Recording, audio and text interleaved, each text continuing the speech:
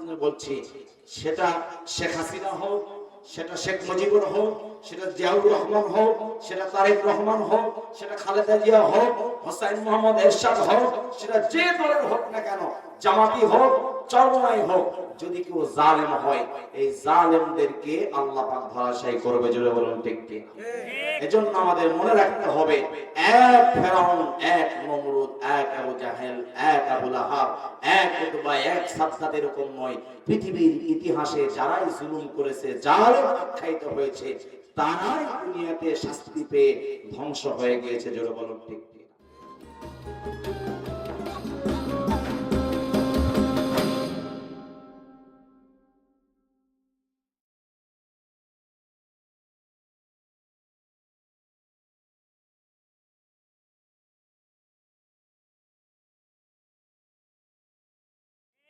এজন্য আল্লাহর বান্দারা, পৃথিবীতে যতদিন আমরা থাকব, আমরা কোনদিন নিজেকে জালিম হিসেবে উপস্থাপন করব না, কোন মানুষকে আমরা জুলুম করব না, কেউ আমার কাছ থেকে যেন অত্যাচারিত না হয়। আমি যাতে করে সবার কাছে ভালো হতে পারি, আমি যাতে করে সবার সাথে সমন্বয় করে চলতে পারি। আমি কোন দলের সেবা করার পরিচয় হবে, আমি হলাম মুসলমান, এটা হলো আমার প্রথম পরিচয়। কে আওয়ামী লীগ, কে বিএনপি, কে জাতীয় পার্টি, কে জামাত, কে চরমনাই, কে হেফাজত, এই দলটা হলো পরের পরিচয়। প্রথম পরিচয় হলো আমি মুসলমান।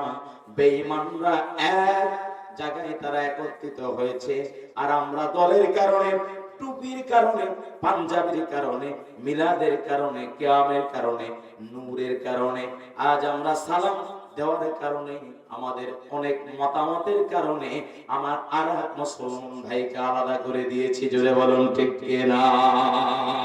আর যখন আমি সামান্য দলের কারণে আমার অন্য মুসলমান ভাইকে আমি আলাদা করে দিয়েছি, ঠিক ওই মুহূর্তেই বেঈমানরা আমাদের মসজিদগুলো দখল করে নিয়েছে। জোরে বলুন ঠিক কিনা?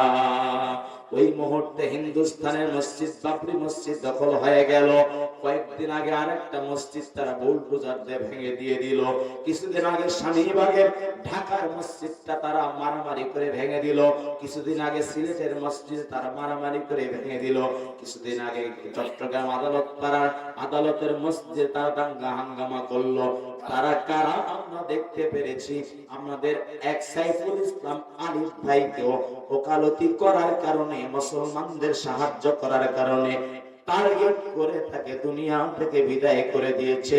এগুলো হলো বেঈমানদের চালাকি, যাতে ইসলাম এবং মুসলমানরা নিরাপদে না থাকতে পারে। জোরে বলুন ঠিক কিনা?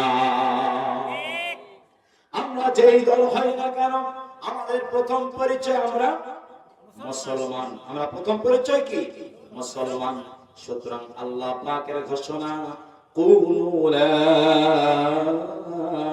ইলাহা ইল্লাল্লাহ, তোমরা লা ইলাহা ইল্লাল্লাহ বলো, তোমরা সবাই সফল কাম হয়ে যাবা। চিৎকার দিয়ে বলা যাবে কি সুবহানাল্লাহ? আল্লাহ রাসূল বলেন, মান ক্বালা আও মান শাহিদা আল্লাহ ইলাহা ইল্লাল্লাহ ওয়া আন্না মুহাম্মাদার রাসূলুল্লাহ হারামা আলাইহিন নার। রাসূল আমার ডাক দিয়া বলেন, যদি কেউ লা ইলাহা ইল্লাল্লাহ মুহাম্মাদুর রাসূলুল্লাহ বলে, আর যদি বলে আশহাদু আল্লা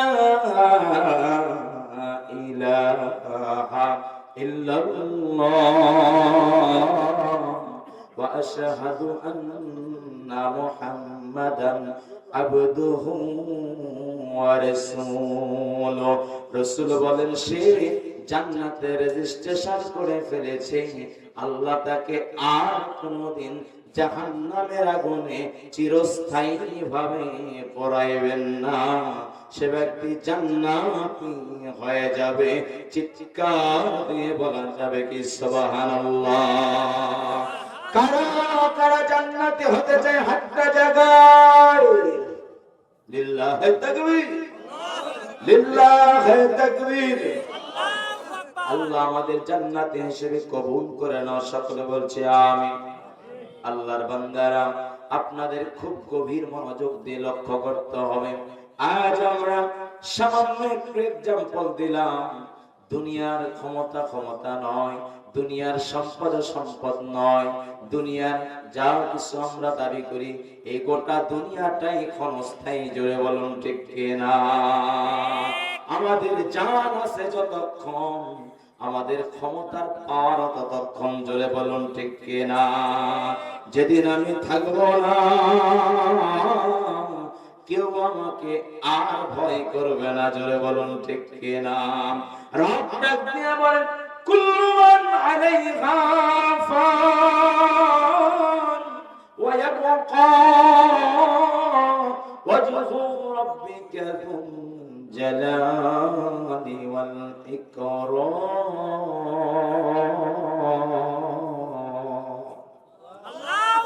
আল্লাহ পাক রব্বুল আলামিন বলেন, কিসের এত অহংকার তোমার? তুমি অহংকার করো না, অহংকার করে দম্ভ নিয়ে তুমি জমিনে চলাফেরা করো না। ইন্নাল্লাহা লা ইউহিব্বু কুল্লা মুখতালিন ফাখুর। রব ডাক দিয়া বলে, শোনো,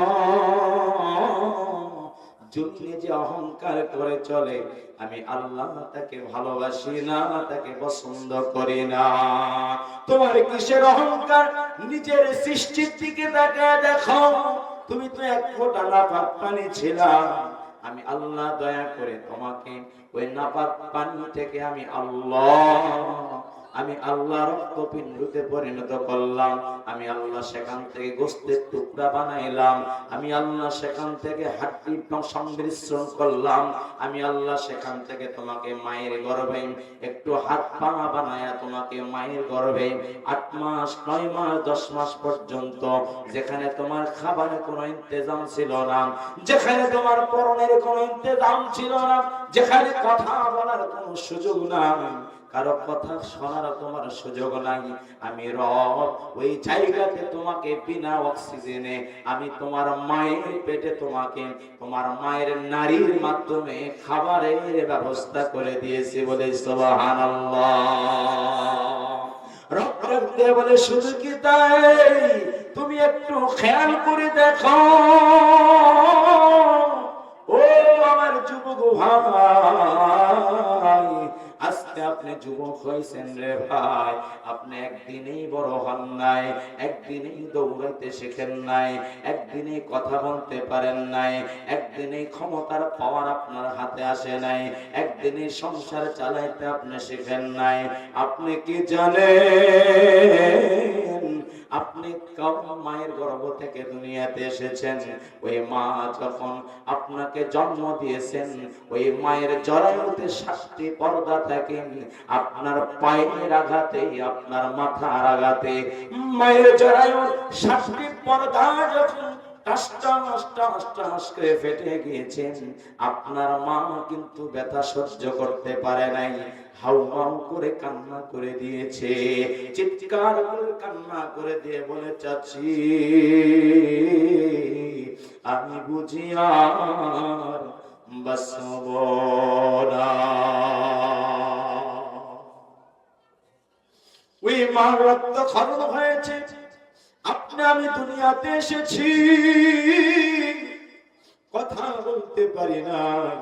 রাসূল বলে, আমার উম্মত যুবক তোমরা হয়েছ, তোমরা শুনে না, কোন মায়ের পেট থেকে তুমি এসেছো, যে মা তোমাকে পেটে রেখেছে, পেটে রাখার পরে ঠিক মতো খাবারও খাইতে পারে নাই, ঠিক মতো কথাও বলতে পারে নাই, ঠিক মতো কাজও করতে পারে নাই, ঠিক মতো ঝাড়ু দিতে পারে নাই, যখন খাইতে বসেছে পেটে লাথি দিয়েছ, তোমার মা হাউমাউ করে কান্না করে নাই, চোখের পানি দরদর করে ফেলায়া বিছানায় গিয়ে বালিশের সাথে মাথাটা লাগায়া ডুকরে ডুকরে কাঁদে আর বলে, মালিক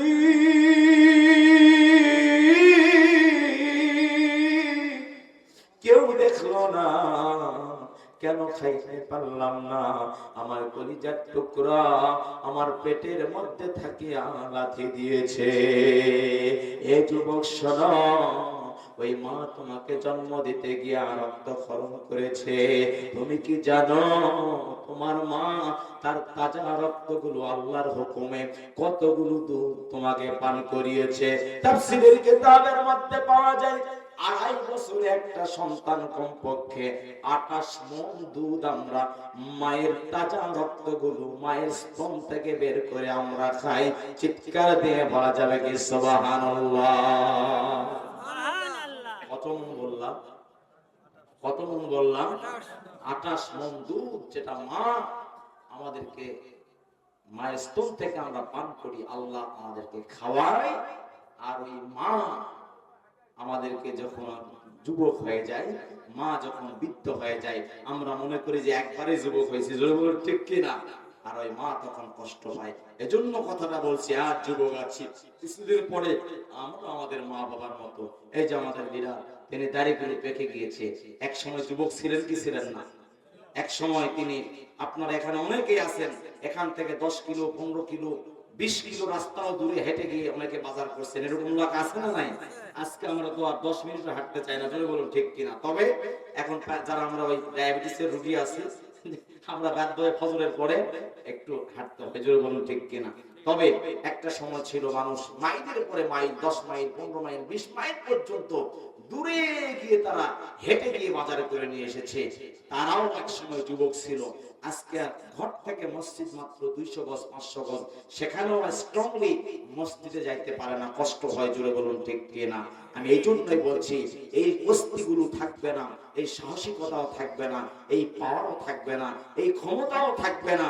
মনে করেছেন শুরুতে আমি যে আলোচনা করেছিলাম, আপনারা মনে করেছেন রাজনৈতিক কোন আলোচনা? আল্লাহর কসম করে বলি, আমাদের নিষেধ আছে, আমরা কোন জায়গায় উলামায়ে কেরাম, বিশেষ করে আমি রাজনৈতিক আলোচনা কোন জায়গায় করি না। এই কথাটা এই জন্যই বললাম, বাবারে বিগত দিনে আমরা যারাই শিক্ষা গ্রহণ করব, ওই পূর্ববর্তী জালেম যারা আছে তাদের কাছ থেকে আমাদের শিক্ষা নিতে হবে, চলে বলুন ঠিক ঠিক? আল্লাহ পাক রব্বুল আলামিন বলেন, তোমার এই শক্তি আমি খর্ব করে দিব। তুমি তোমার বাবার কবরের দিকে তাকাও, তোমার মার কবরের দিকে তাকাও, তোমার দাদার কবরের দিকে তাকাও, তোমার দাদার দাদার কবরের দিকে তাকাও। এই বিশাল কবরস্থানে এমনও হতে পারে কবর একবার যখন দেওয়া শেষ হয়ে যায়, আবার ওই কবরে মাটি দিয়া ফিনিশিং করার পরে আবার নতুন করে কবর দেওয়া হয়, জোরে বলুন ঠিক কিনা? যাত্রার বাটিতে যারা হজ করতে গিয়েছেন তারা দেখবেন একটা কবরের উপরে কত শত কবর হয়েছে, যার সীমা নাই, জোরে বলুন ঠিক কিনা? এই জন্য আমার কবরের আজকে আমি আমার দাদার দাদার কবরটা যেমন দেখা দিতে পারছি না, মনে রাখবেন আমি যখন মারা যাব, আপনি যখন মারা যাবেন, আপনার নাতির নাতি আপনার কবরটা দেখা দিতে পারবে না, জোরে বলুন ঠিক কিনা? এজন্য কবি বলেন, প্রথম যেদিন তুমি এসেছিলে ভবে, কেঁদেছিলে তুমি, হেসেছিল সবে, আবার মাঝে এমন জীবন তুমি করিবে গঠন,